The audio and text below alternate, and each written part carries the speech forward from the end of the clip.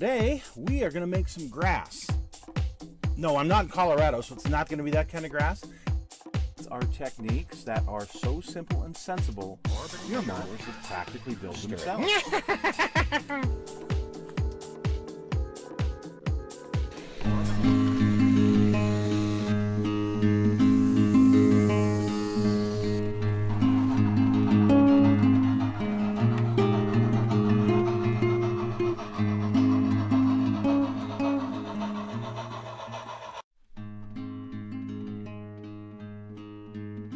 Welcome back to the Doghouse. So today we are going to talk about a certain train that really piqued my interest, and there's not a lot of information out there about it, and I thought this would be kind of a fun story to tell you. So right here in this HO scale train is the city of Los Angeles. And how I wound up with this, well, a few weeks ago I was doing a class at MRS Hobby on how to clean wheels for locomotives so you can get them up and running and, general maintenance. And this was in a box of locomotives that were out there that I could use to do some demonstrating on, if you will. And I thought, this is kind of a neat looking piece. I didn't really recognize it, never knew anything about it, and I wound up picking it up after the show. I bought it and took it home and went to run it, and it wouldn't run.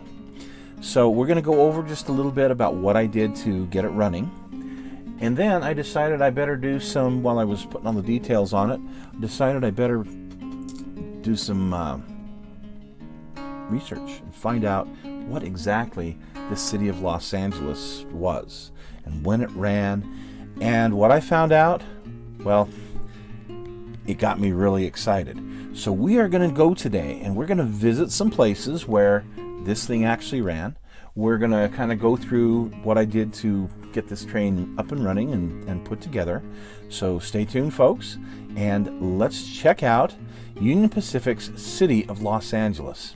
This summer, the National NMRA Train Convention was here in Salt Lake City, and somebody had a City of Los Angeles, like I want to build, on display.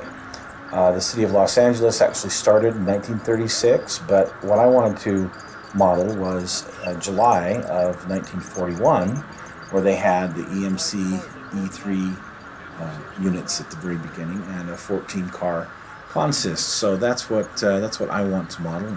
It's like this right here. So this last spring I was doing some work for MRS Hobby, doing some demonstrations on some train engines they had gotten out of a collection, and I noticed that part of the collection they had this one E6A unit, and it was marked City of Los Angeles. It looked really cool, and I thought, I want to try this thing out.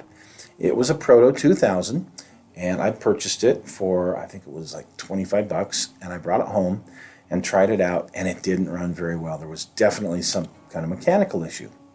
So I took off the body and I looked inside, and can you see it? Can you see what the problem is? For those of you who are familiar with these CAN motors that, Athearn has them, a bunch of different companies have them, but if you look closely, there's a problem. Now, my front drive wheels were working pretty good, but my back ones weren't moving at all. There seemed to be something jamming it. I didn't know what. But if you look really close, you'll notice that the universal joint is just perfectly fine on the drive shaft, but right in front of it, well, the part that's supposed to grab onto it, half of it is broken completely off. But fortunately, I found the part. It was laying here somewhere, and I actually used some Gorilla Glue, glued it into place, let it sit overnight, hooked everything back up, and well, let's test run it and see what we get. How about that? Look at that thing run. There was a few parts that needed regluing. It did have a B unit along with it, which was great. And then I picked up there at the shop a observation car. But of course I needed more. I would like to eventually get this 14 cars of the consist, but I got a baggage car and I got a sleeper. I've got a dining car and a chair car, and well, looks like it's all aboard time.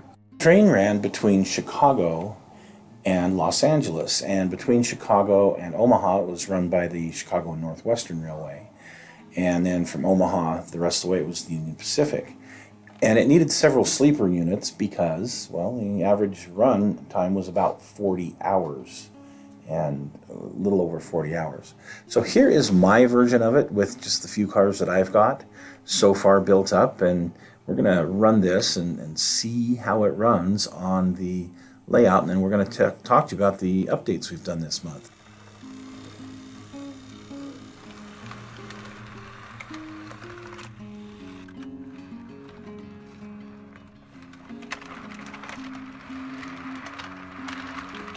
Well, it looks like we got some problems with it running, skipping the track, and most of that's probably due to the couplers. So I'm going to work on that and see if we can work that out. Hey, this month I also picked up a Southern Pacific that's a 280, kind of fun, but it's not running. I got to do some work on that. Anyway, back to the city of Los Angeles. So it ran through Salt Lake City, Ogden, on its way down to Milford. So we're going to hop on the road and go down to Milford. And in Milford, Utah, there was this beautiful, beautiful Spanish mission style depot. They also had one similar in Kelso, Yermo, and Caliente along this route on the way to Las Vegas. The Milford station was built in 1923, and it was a two-story affair. That top floor housed train crews. Anyway, this was torn down in 1980 and replaced with another one. The city just went nuts. So anyway, let's talk a little bit now about the updates that we've done to the train board. So you can see here where my desk is, and just off to the left of my desk, I had this board, about a 2.5 foot by 2.5 foot piece of styrofoam with a couple of little hills that I'd built on it. And it was just kind of a catch-all for every little thing. So I got thinking, I really want to do something with that. And I started to use it as I would build trees. I'd kind of put them on the little hills there. But what exactly did I want to do with it? And I got thinking, maybe I had a church. Maybe I would put a church there. So I went ahead and I built this church, painted it up. And I got to tell you, this picture doesn't do it justice because those bricks look stunning. But I painted it up and put it on here.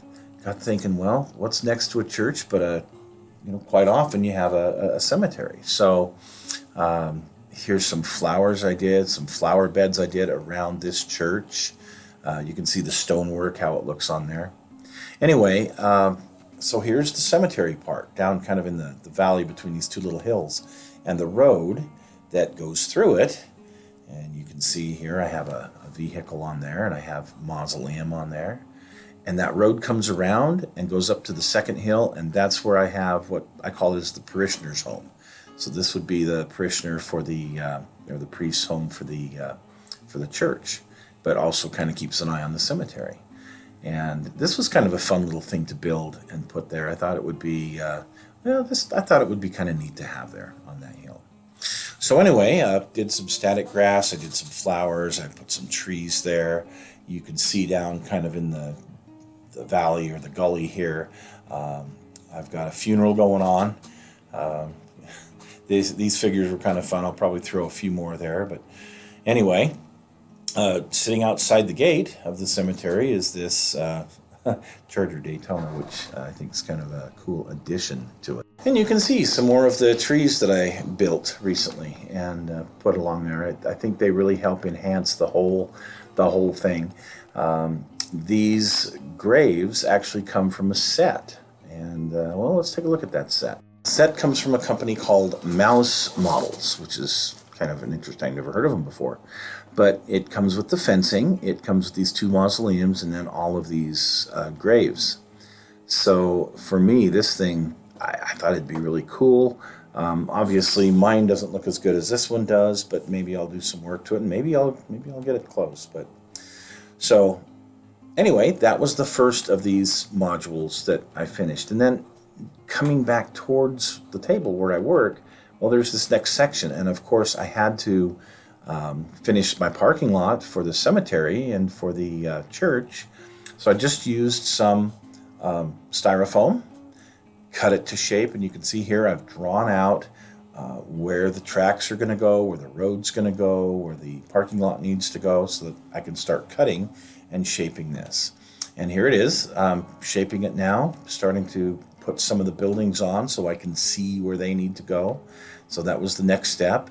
Had to do a little bit of carving because I wanted to give some texture to the land. I wanted little hills and some lower areas. The parking lot obviously has to be down a ways, and this is a bar actually. You'll see that in a minute again.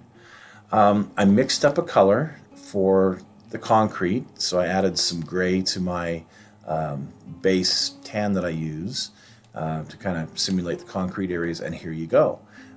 Just kind of a basic with the parking area done, with the paved areas done. You can see the bar in the foreground as well as the tracks. So here's how the road turned out, and the buildings. I've got the buildings in place. I got to do some work with those. Kind of a little parking area off to the left of the main road there.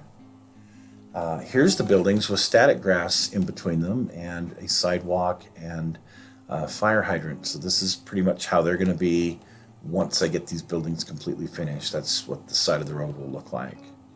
I've been working on some fall colors because here it's starting to be fall in Utah. So I've been working on some more trees.